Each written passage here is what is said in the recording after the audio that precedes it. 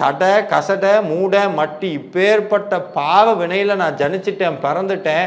அதனால நான் இப்படி உன்னை கும்பிட்டும் இந்த மாதிரி வறுமையில் இருக்கலாமா முருகா? அதுல சொல்றார், சரணகமல் ஆலயத்தை அரணிமிட நேரமட்டில் தவமுறை தியானம் வைக்க அறியேனே, சடகசட மூடமட்டி பவவினையால் ஜனித்த தமியன் மிடியால் மயக்கம் உருவேனான்னு சொல்லிட்டு சொல்றார்.